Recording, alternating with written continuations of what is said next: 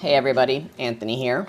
As I'm sure many of you have heard, 8 Democratic senators voted last night, along with their Republican colleagues, in a 60-40 vote split to end the government shutdown,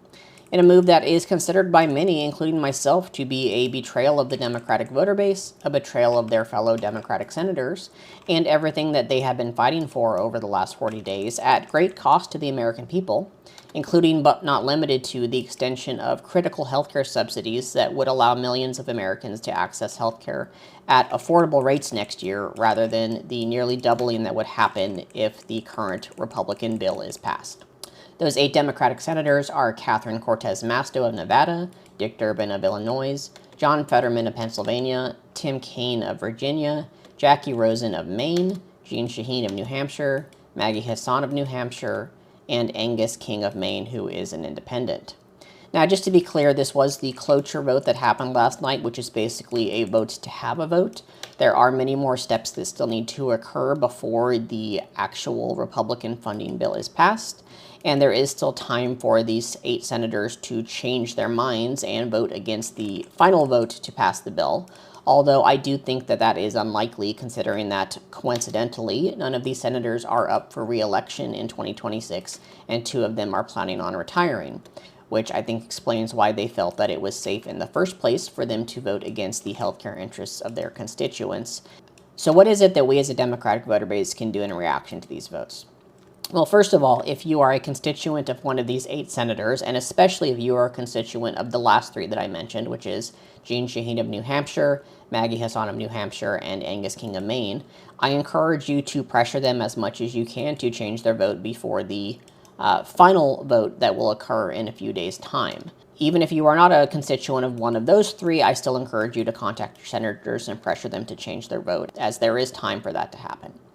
Second, I think that regardless of the outcome of those senators' votes and what happens with the shutdown, I think that Chuck Schumer needs to go as the Senate Minority Lead. He has shown himself time and time again to be incapable of leading the Democrats effectively against the Trump administration, and I've even heard rumors that he orchestrated this vote in the first place, although I was not able to confirm those rumors. Regardless of whether or not he was involved in this vote, he is a weak leader and needs to be replaced by somebody who is both stronger and, in my opinion, more progressive, such as Elizabeth Warren, although there are plenty of other good candidates in the Senate that could take his place. And finally, assuming those 8 senators do not change their vote, I think it's time that we start making the rest of their political careers very uncomfortable. Now, just to be clear, I'm not calling for violence, as violence is not the answer, and especially not in this particular case. But I do think that part of the reason that the country is in the situation that we're in right now is because the Republican representatives in Congress are very afraid of their voter base, who is crazy and often willing to go to violence.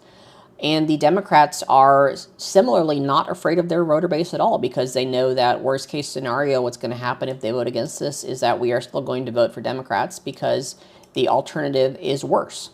And just to be clear, yes, I still think the alternative is worse, and I would still rather vote for a moderate Democrat than for a literal fascist. But I do think that we have been too easy on our senators, and that in situations like this, where they are so blatantly voting against the interests of their people, I think they need to be forced out of office. That can be done through protests, that can be done through town halls, and through any other number of means to generally make their political lives very uncomfortable until they are no longer willing to be involved in politics. In which case, special elections can be held to elect more suitable representatives who are not willing to betray their constituents for something as small as a promise of a vote in December to extend the healthcare subsidies that the other Democratic senators have been fighting strongly for. And I think we all do know that that promise is basically a sham, right? Even if the vote does happen, which I have no faith that it would happen in the first place, despite Republican promises, there is not enough Democrats in the Senate, and especially not enough Democrats in the House to pass the vote, so it basically means nothing. These 8 senators have betrayed their constituents and the American people in exchange for essentially nothing.